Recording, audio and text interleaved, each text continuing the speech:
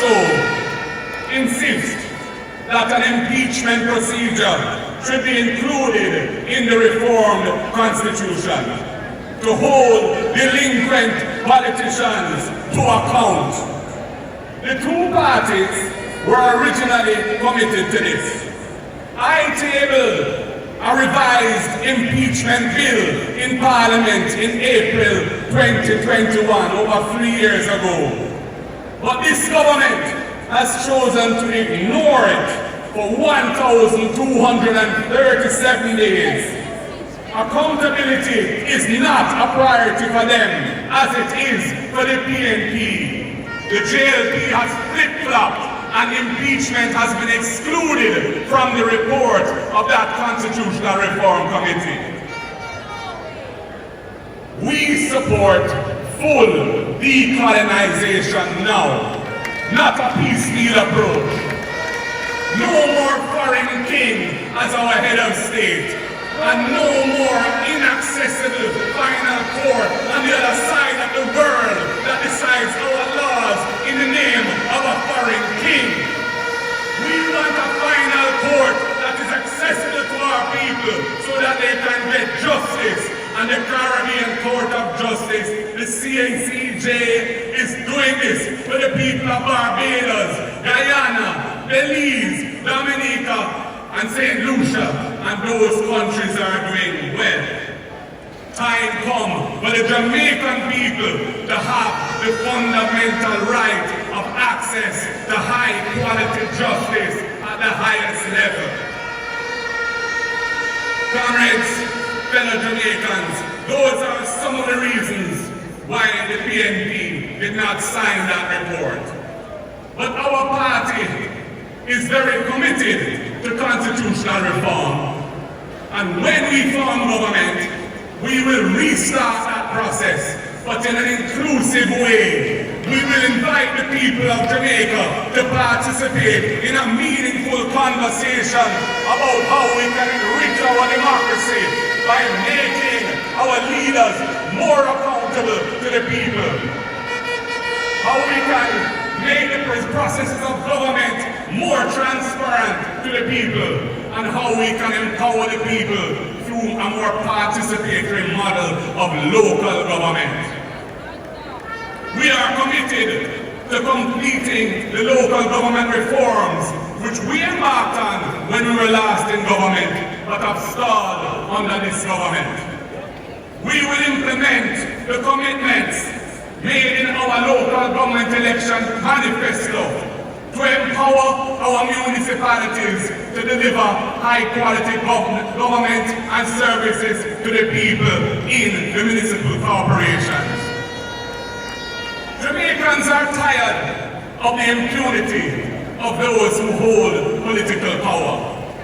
Public officials must be held accountable, and there must be transparency and openness in the conduct of national affairs, and reasonable protection of privacy in personal life. I am very concerned about the insidious abuse of the Data Protection Act by state officials to restrict disclosure of potentially damning information in which there is a strong and legitimate public interest. First, it was to hide the details about the waste of taxpayers' money to make massive rental payments for an unoccupied building to a private owner.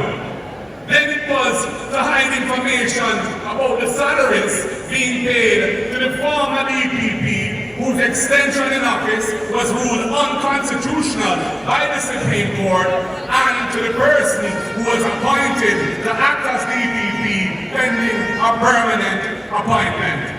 Come take a look in Jamaica. Injustice in the place now. If what you see not really pays you, then you want the police out of many There is no accountability for non-performance in this JLP administration. Government negligently allows critical boards and tribunals to grind to a halt because of failure to make appointments when the terms of those boards expire. the Early Childhood Commission, the Access to Information Appeals Tribunal, even the Public Service Commission itself have been examples of the government falling asleep at the job. And ministers desperately seek to pass the buck when a passenger falls sick and dies at our largest airport without any prompt medical response or even an ambulance to take him to hospital in time to try and save his life. Corruption is rampant at the highest levels of this government. You will remember during my budget presentation when they tried to prevent me from saying some critical things about governance, even shutting down the sitting of Parliament. Well, I went on the street and I said what I had to say, and I will say it here again. The failure to disclose the identity of the so-called illicit 6 MPs who are under investigation by the Integrity Commission for illicit enrichment remains a festering sore, only made worse by the Prime Minister's gag order on cabinet ministers speaking publicly on these matters.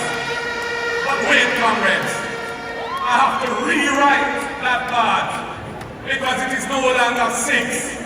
It has gone to 8. So let me say it again.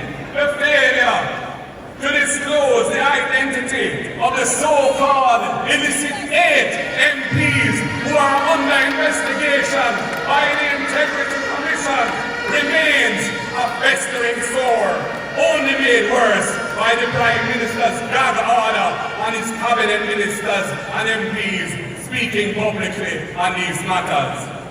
Comrades, I had to hurry up and say that a second time, because before we reach and finish here today, maybe it will move from 8 to 12, the way how the number of labor rights illicits seems to multiply like gremlins.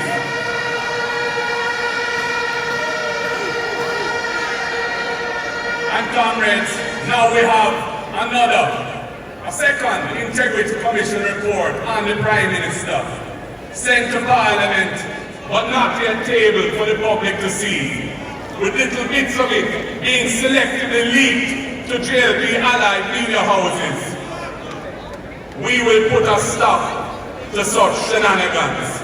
We will change the law so that all Integrity Commission reports must be published on Parliament's website within a short time, perhaps 24 hours of being sent to Parliament so all Jamaicans can read those reports. Comrades, it is time to change these things. Accountability and transparency matter, and that is change.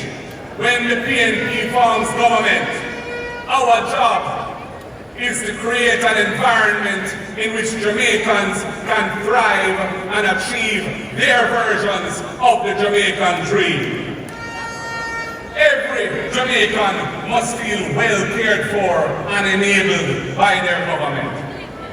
We must invest and build an efficient and caring public service with short wait times, giving value to the taxes that you pay.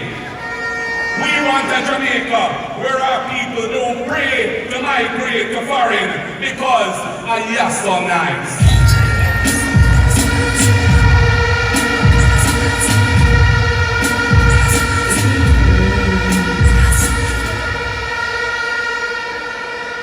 People deserve much more than what is happening now.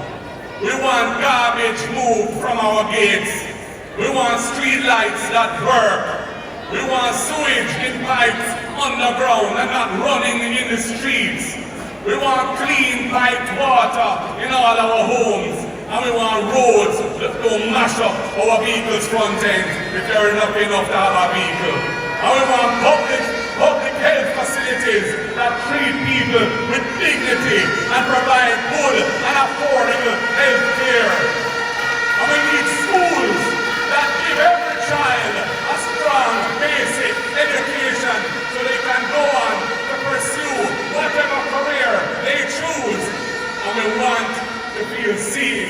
our homes and in our communities.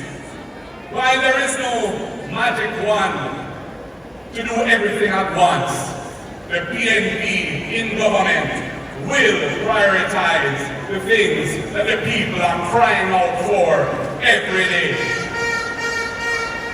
And we will ensure that public resources are not scraped away in corruption for friends and cronies, but are only used for the benefit of the people. My fellow Jamaicans, the PNP will apply a mix of change policies to put things right. We are ready to move forward on a new path. The PNP's talent pool is deep and wide, with the right mix of experience, skill, expertise, energy, and commitment to transform Jamaica. We are ready to take the bold steps necessary to make Jamaicans' lives better, and we have a plan. Jamaica has one of the highest murder rates in the world.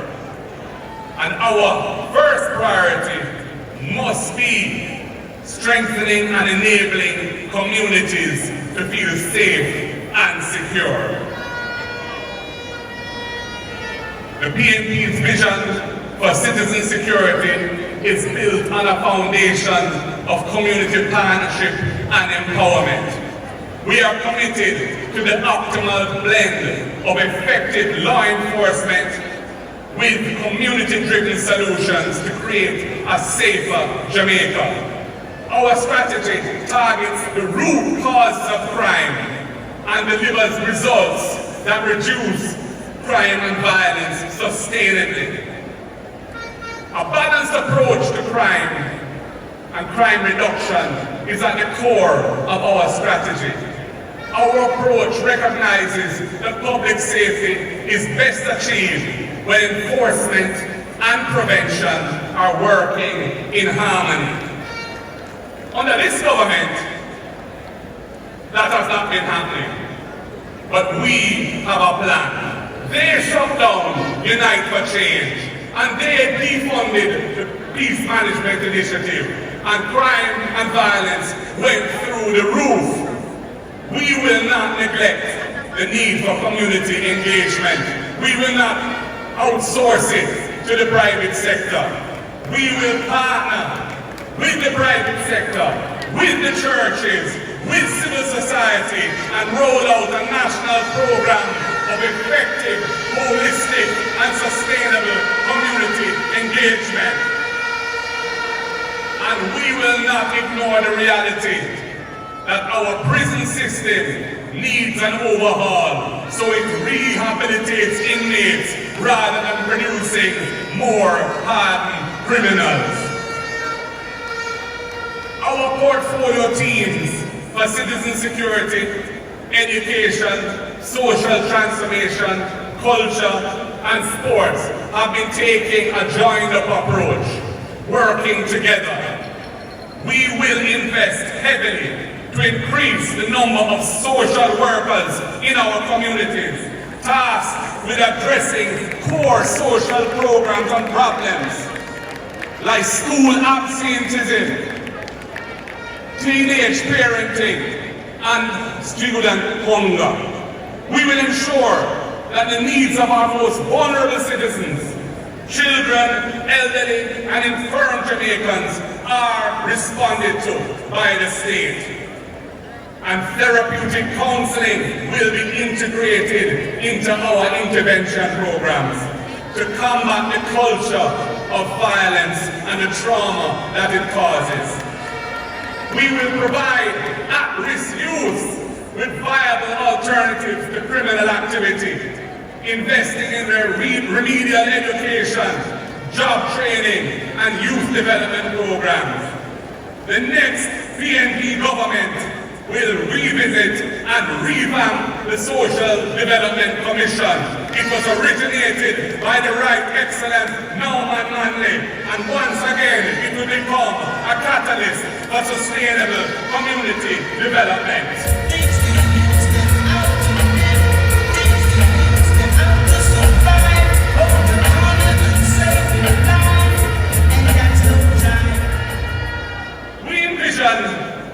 Community-based training programs in construction skills, coding, software development, dramatic performance, arts, music, design, filmmaking, sound engineering, and sports.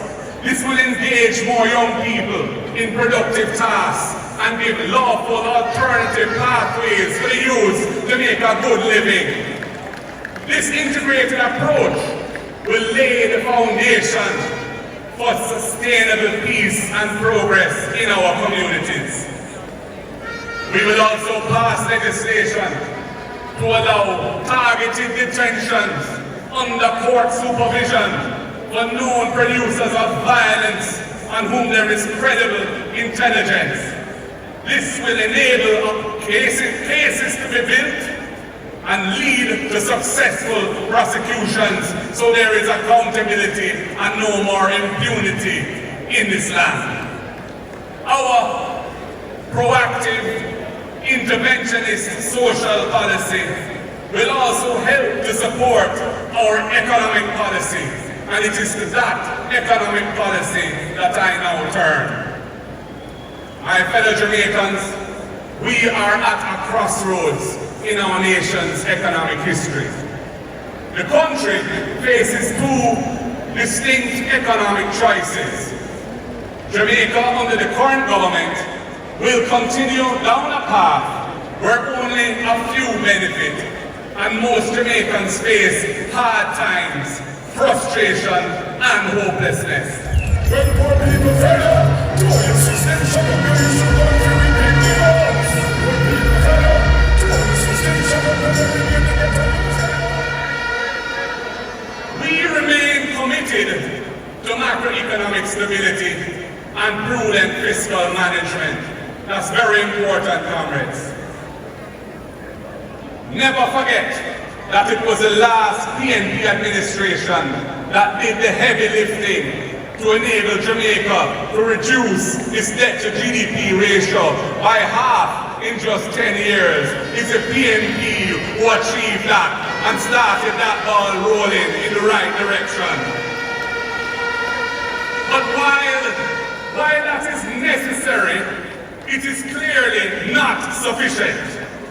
Our national sacrifices and fiscal successes must deliver real improvement in the lives of our people.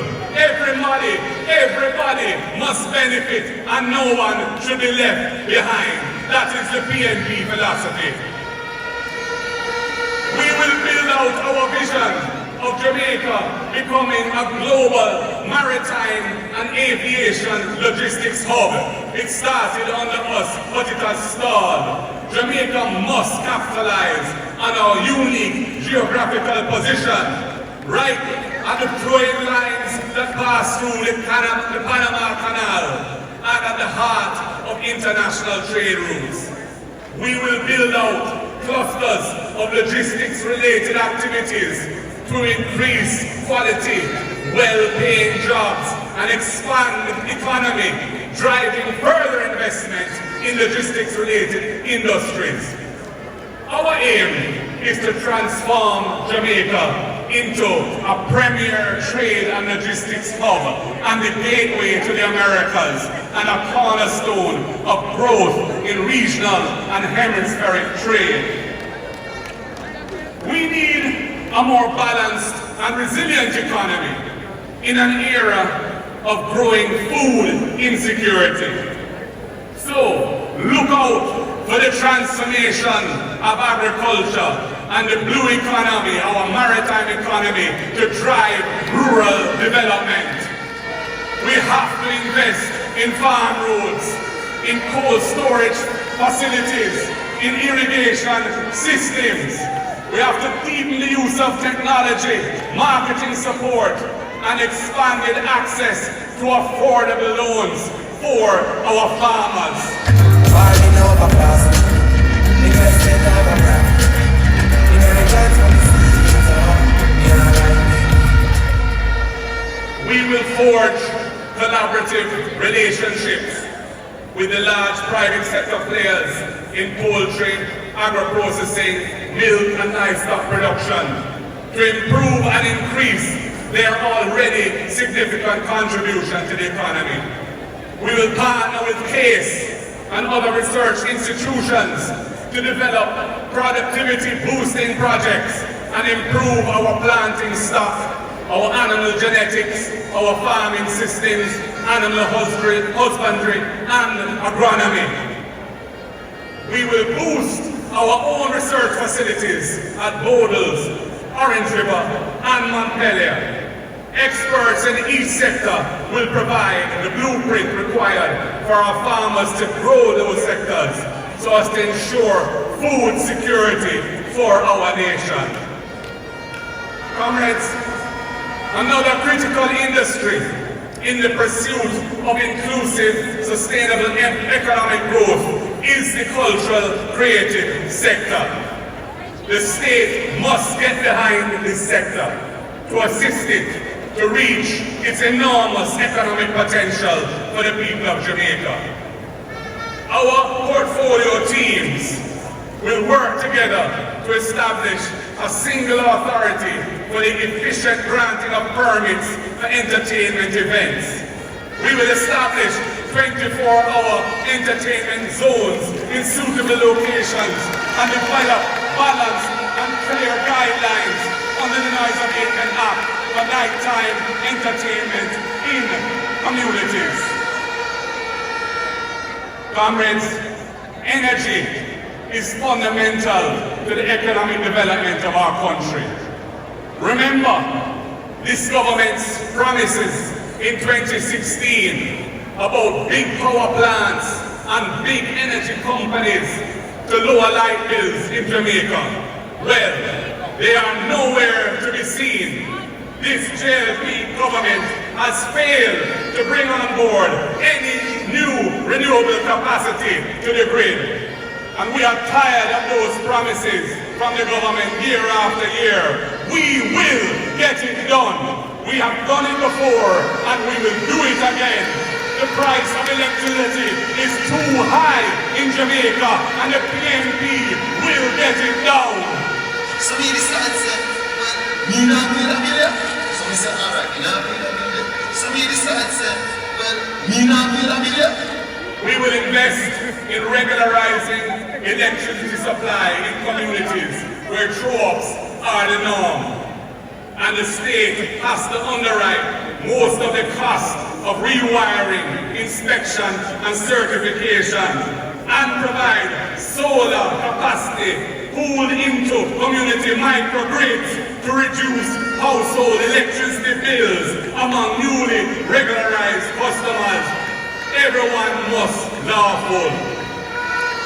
The current JPS license is coming to an end. So we have the opportunity, indeed the duty, to ensure a more responsive and forward-looking approach to customers' needs and the resilience of our country's transmission and distribution systems to be taken. Energy is critical to the economy.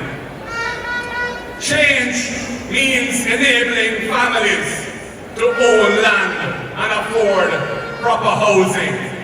Land and housing are fundamental development priorities. In celebration of our first female Prime Minister, we will bring forth the Portia Initiative, the program for orderly renewal and transformation of infrastructure in all areas, the Portia Initiative.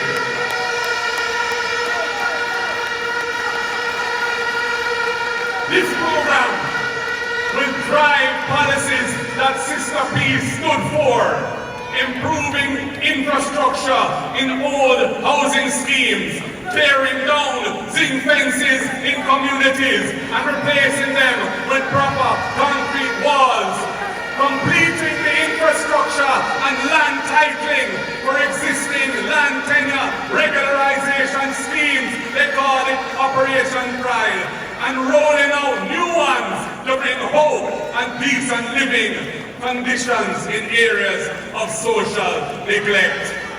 Our beloved Sister P will smile as the next PNP government improves sidewalks for persons with disabilities, provides housing assistance to needy citizens, and beautifies communities where our people live. The Porsche initiative is a must, and time come for that.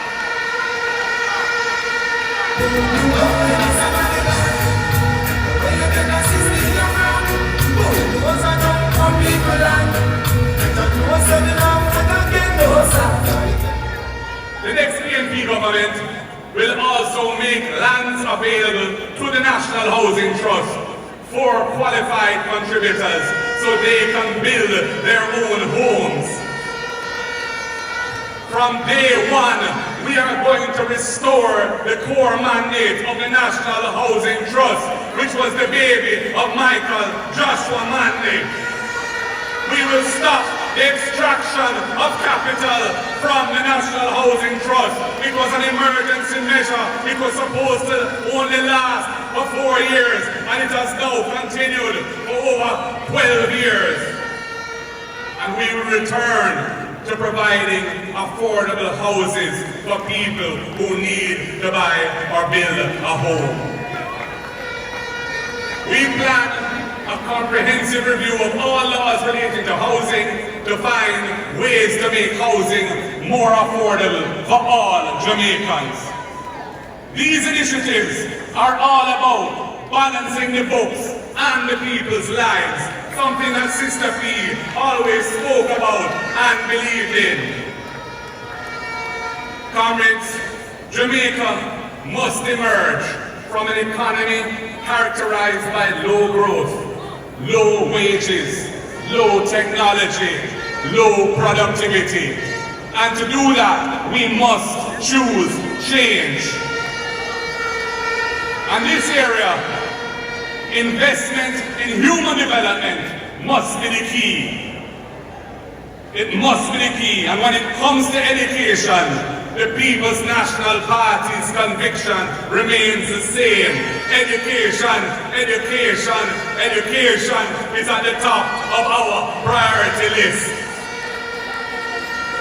We are committed to building an education system that is inclusive, equitable, and excellent. Bold steps and real investment are needed to ensure that every child, from the earliest years through to tertiary education, has the opportunity to succeed. We have the plan, and we are ready. Today, I reaffirm our party's commitment to excellence in education. Our approach to early childhood development will provide performance-based incentives for early childhood facilities to give them additional resources to improve standards. At the primary and secondary levels, we will implement a comprehensive program that is targeted and provides targeted support to each aspect of the curriculum. Expanding access to tertiary education is also a critical part of the mix. I have long advocated for the removal of guarantors for student loans, a policy that this government has eventually adopted, and it was a significant step forward. And we are in full support of that, because we put the interests of Jamaican people first. But as the party of ideas and implementation, we must take this further. We believe education must not be a burden of debt, but a bridge to a better future. We will make student loans more borrower-friendly. Graduates will only begin to repay their student loans once they are employed, and their monthly payments will be capped at an affordable percentage of their monthly income. And if there are times when they are between jobs or they're out of work, payments on their student loans will be deferred and tacked onto the back end of the loan period without penalties. This will remove the fear and reluctance among young people to borrow to invest in their education, and it will free up young professionals to build their careers.